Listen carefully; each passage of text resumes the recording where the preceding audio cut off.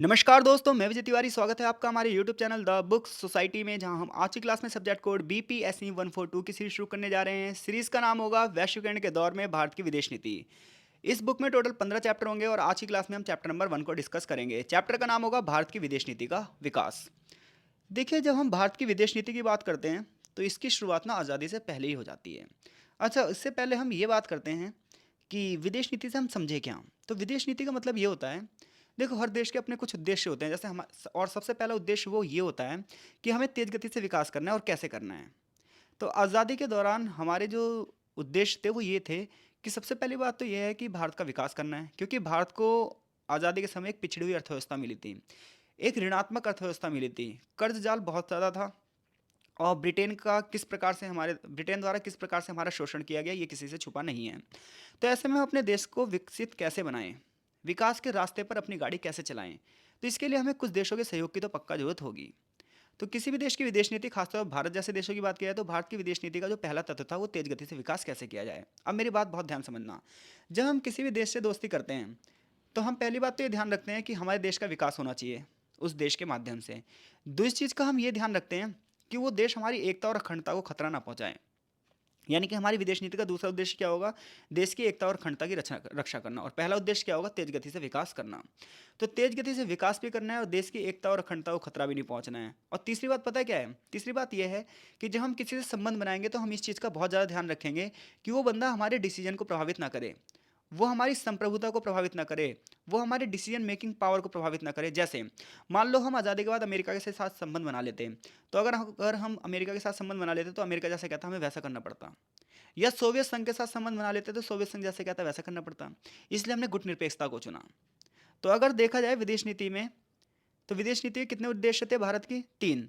पहला, तेज गति से आर्थिक विकास करना है। दूसरा, देश की एकता और अखंडता को बनाए रखना है। और तीसरी बात क्या थी, सबसे बड़ी बात, अपनी डिसीजन मेकिंग जो पावर है उसे ना खोना, यानी कि निर्णय लेने की क्षमता को ना खोना, यानी कि देश की संप्रभुता को बनाए रखना। इसलिए भारत ना अमेरिका से मिलना, ना सोवियत संघ से।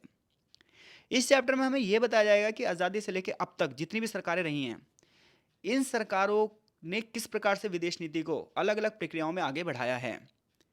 तो चलिए, तक बस मैं आपको विदेश नीति के उद्देश्य बता रहा था भारत की। और इस चीज़ को आपको हमेशा ध्यान रखना है कि जब हम किताब में अमेरिका की बात करेंगे तो भी ये बात ध्यान रखना कि अगर कोई संबंध बना रहे तो क्यों बना रहे होंगे, अपनी तीनों उद्देश्यों को ध्यान में रखकर। और अगर रशिया से कोई संबंध बना रहे होंगे तो उन तीनों उद्देश्यों को ध्यान में रखकर। तो यानी कि तीन उद्देश्य हमारी विदेश नीति के होंगे। ये चीज़ आगे पढ़ते वक्त आप ध्यान रखेंगे। पहला क्या होगा? तेज गति से विकास। दूसरा, राष्ट्र की एकता अखंडता की रक्षा करना। और तीसरा आपका जो होगा सॉवरेंटी, यानी कि संप्रभुता, अपने निर्णय लेने की क्षमता। तो देखो, आज़ादी से सबसे पहले चैप्टर में एक प्रस्तावना दी गई है। और प्रस्तावना बस हमें ये बताती है कि हमारे देश में विदेश नीति की जो शुरुआत हो चुकी थी वो आज़ादी से पहले हो चुकी थी। जब आज़ादी से पहले एक ही पार्टी थी हमारे यहाँ, जो कि भारतीय राष्ट्रीय कांग्रेस के नाम से जानी जाती है। और हम सभी को पता है भारतीय राष्ट्रीय कांग्रेस की स्थापना 1885 में एओई ह्यूम के द्वारा की गई। तो जब 1932 में कांग्रेस के अध्यक्ष बने पंडित जवाहरलाल नेहरू, तो इन्होंने सोचा कि विदेश नीति के लिए एक डिपार्टमेंट की ज़रूरत है हमें। और हमने क्या करा, एक विदेश नीति विभाग बना दिया। और हमने इसके सचिव बनाए राम मनोहर लोहिया। यानी कि आज़ादी से पहले ही विदेश नीति की शुरुआत हो चुकी है। इसके लिए एक विदेशी विभाग की स्थापना की जा रही है। और विदेशी विभाग के सचिव किसको बनाया जा रहा है? राम मनोहर लोहिया को।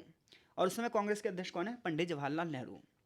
तो ऐसे में जब हम अंतर्राष्ट्रीय राजनीति की बात करते हैं तो अंतर्राष्ट्रीय संबंधों की जो प्रकृति है वो बहुत उलझी हुई है। कब किस करवट अंतर्राष्ट्रीय राजनीति का ऊँट बैठेगा हमें नहीं पता।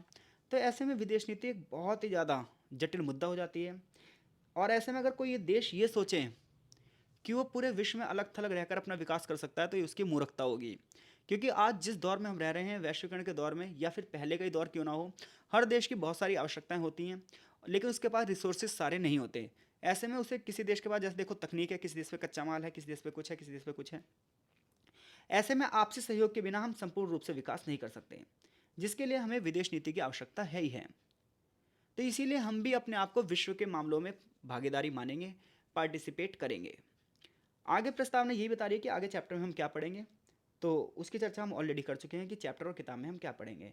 चैप्टर की जो वास्तव में शुरुआत है वो यहाँ से होती है कि भारत की विदेश नीति की उत्पत्ति कहाँ से है। जैसा कि अभी हमने प्रस्तावना में पढ़ा कि भारत की विदेश नीति की उत्पत्ति आज़ादी से पहले शुरू हो जाती है, जब 1932 में भारतीय राष्ट्रीय कांग्रेस की अध्यक्षता जवाहरलाल नेहरू कर रहे हैं।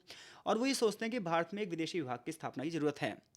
और भारत में विदेशी विभाग की स्थापना होती है और उसके अध्यक्ष कौन होते हैं? तो मैंने अभी अभी बताया आपको, उसके अध्यक्ष जो थे वो थे राम मनोहर लोहिया।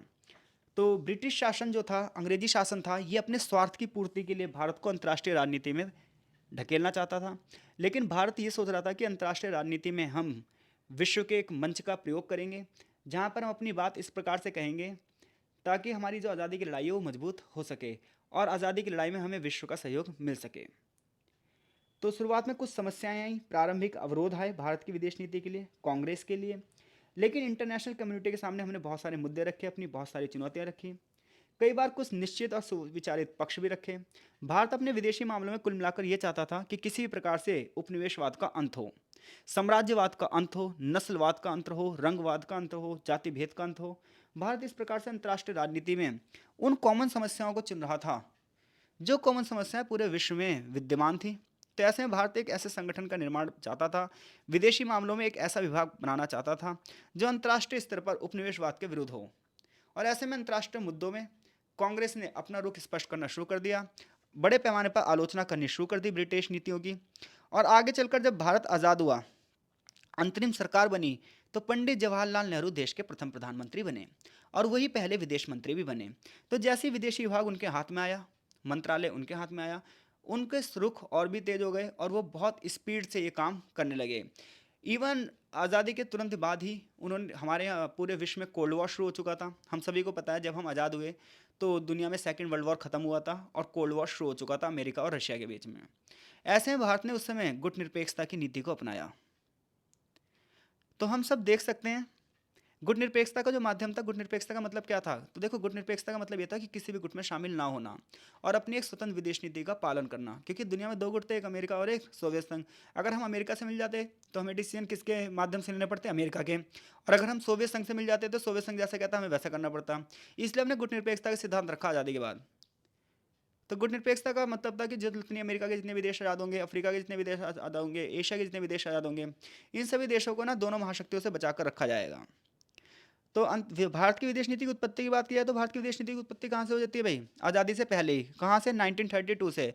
फिर आज़ादी के बाद भारत के प्रधानमंत्री ही कौन बनते हैं? विदेश मंत्री बनते हैं। तो ऐसे में पूरी पूरी विदेश नीति कौन डिसाइड कर रहे हैं? नेहरू डिसाइड कर रहे हैं। और नेहरू किस चीज़ का विरोध कर रहे हैं? उपनिवेशवाद का विरोध कर रहे हैं, साम्राज्यवाद का विरोध कर रहे हैं, जातिवाद का विरोध कर रहे हैं, गुटनिरपेक्षता को सहयोग कर रहे हैं, एशिया और अफ्रीका के जितने भी देश हैं उनकी मित्रता को बढ़ावा देने की बात कर रहे हैं।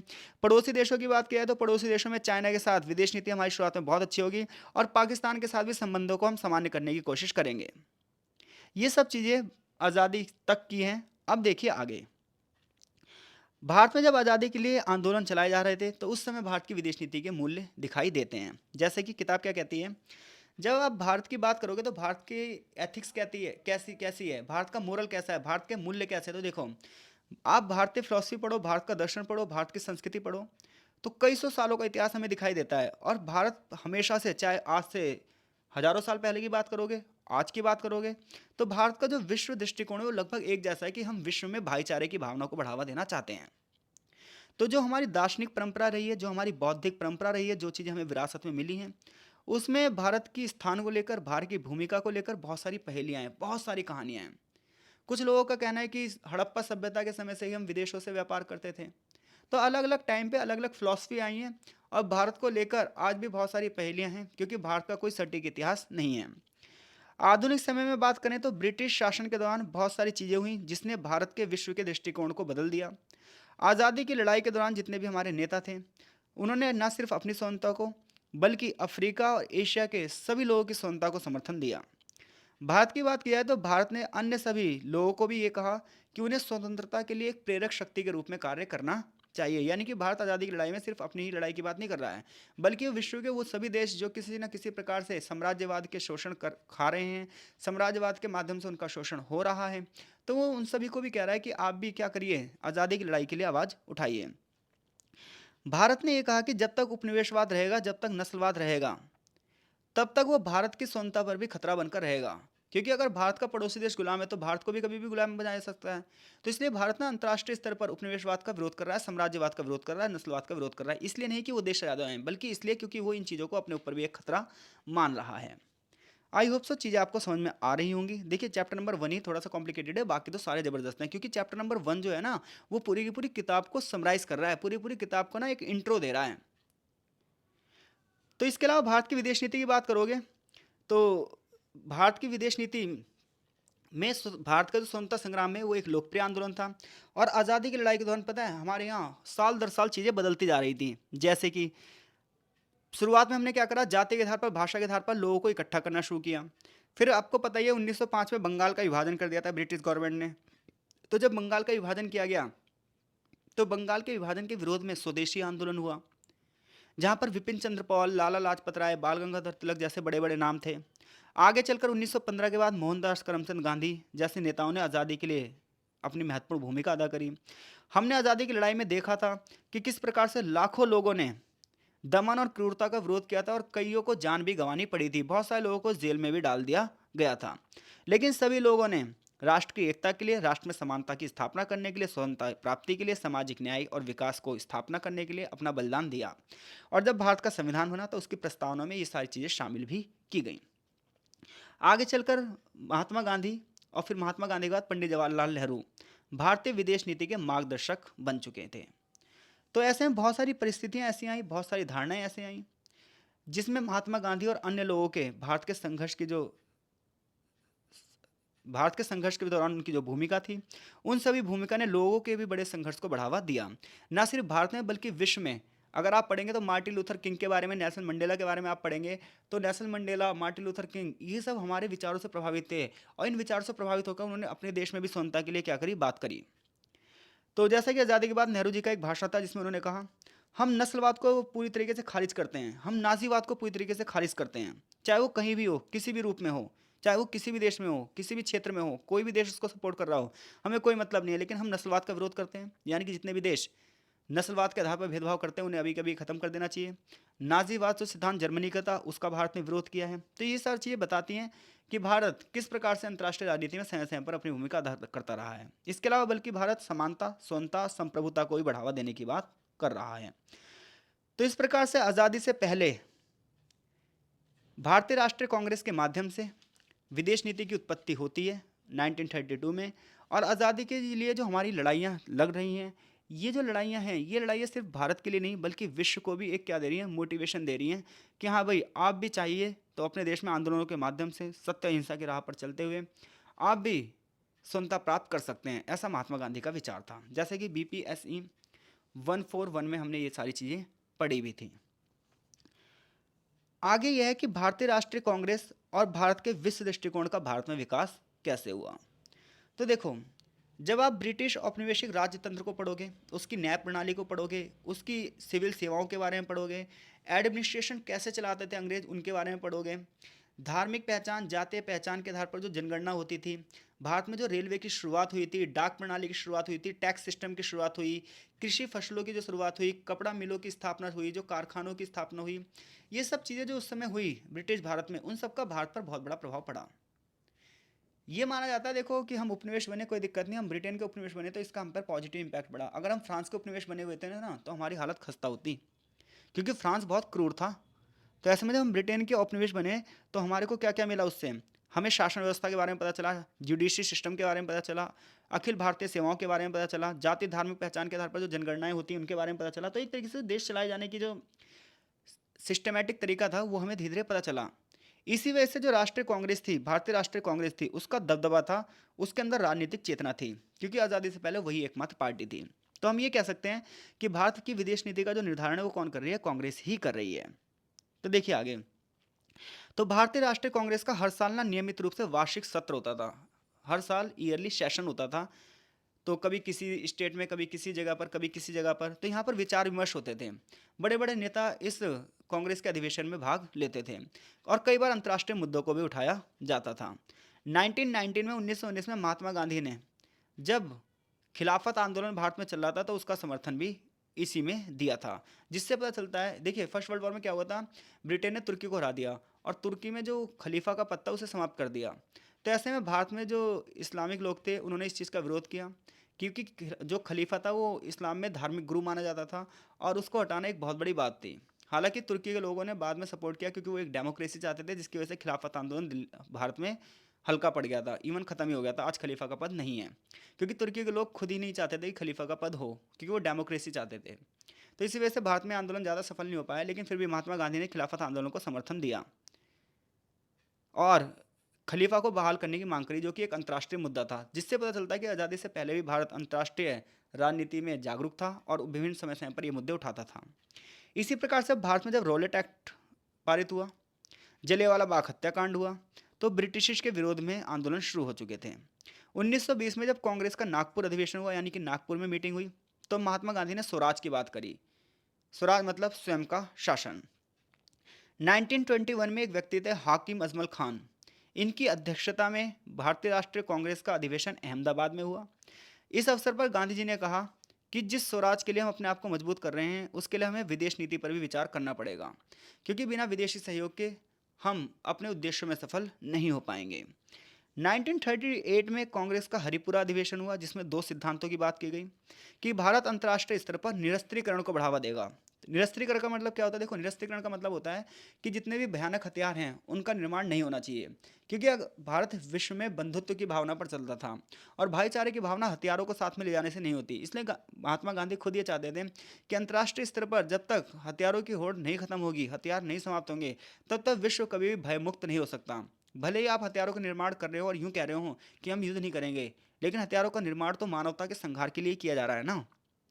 तो सामूहिक सुरक्षा के लिए निरस्त्रीकरण को खत्म किया।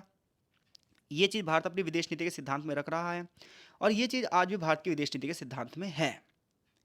1948 में जयपुर में 55वां अधिवेशन हुआ, 55th मीटिंग हुई, जिसमें ये कहा गया कि भारतीय राष्ट्रीय कांग्रेस विश्व शांति के लिए विश्व शांति के लिए कार्य करेगी, सभी राष्ट्रों की स्वतंत्रता के लिए कार्य करेगी, नस्ल भेद के खिलाफ आवाज उठाएगी, साम्राज्यवाद के खिलाफ आवाज उठाएगी, उपनिवेशवाद के खिलाफ आवाज उठाएगी। यानी कि उपनिवेशवाद का विरोध करेंगे, साम्राज्यवाद का विरोध करेंगे, नस्लीय भेदभाव का विरोध करेंगे, सभी देशों की स्वतंत्रता का समर्थन करेंगे और विश्व शांति को बढ़ावा देने की बात करेंगे। तो इस प्रकार से भारतीय राष्ट्रीय कांग्रेस के जो समय समय पर अधिवेशन हुए हैं, इन अधिवेशनों में किस प्रकार से भारत की विदेश नीति की झलक दिखाई देती है, ये हमें अब तक बताया गया है। आगे चैप्टर में हमें नेहरू की विदेश नीति के बारे में पढ़ाया जाएगा। फिर किन चीज़ों पर नेहरू जी का समर्थन था, किन चीज़ों पर उनका विरोध था, ये सारी चीज़ें हमें बताई जाएंगी, जिसके लिए हम नेक्स्ट पार्ट में इन चीज़ों का अध्ययन करेंगे। देखिए, चैप्टर थोड़ा सा लेंथी है, तो आज के पार्ट में हमने सिर्फ इतना पढ़ा है कि भारत में विदेश नीति की जो उत्पत्ति है वो कहाँ से शुरू होती है और किस प्रकार से उसमें कांग्रेस की एक महत्वपूर्ण भूमिका है। और यहाँ से अगर ये प्रश्न बनता भी है, जैसे कि एक क्वेश्चन है कि भारत की विदेश नीति की उत्पत्ति की विवेचना कीजिए, तो आप 1932 से लेकर 1948 के कांग्रेस के अधिवेशन तक की बात करोगे, जो कि अधिवेशन कहाँ पर हुआ था? जयपुर में। अगले पार्ट में हम नेहरू जी की विदेश नीति के सिद्धांत पढ़ेंगे और साथ साथ हम ये जानेंगे कि नेहरू के काल में भारत की विदेश नीति ने किन ऊंचाइयों को छुआ। तब तक के लिए आपका बहुत बहुत धन्यवाद। लेक्चर आपको समझ में आ रहे हैं या नहीं आ रहे हैं, ये हमें कमेंट बॉक्स में आप प्रतिक्रिया ज़रूर दीजिएगा। तो मिलते हैं आपसे नेक्स्ट पार्ट में, तब तक के लिए बहुत बहुत धन्यवाद।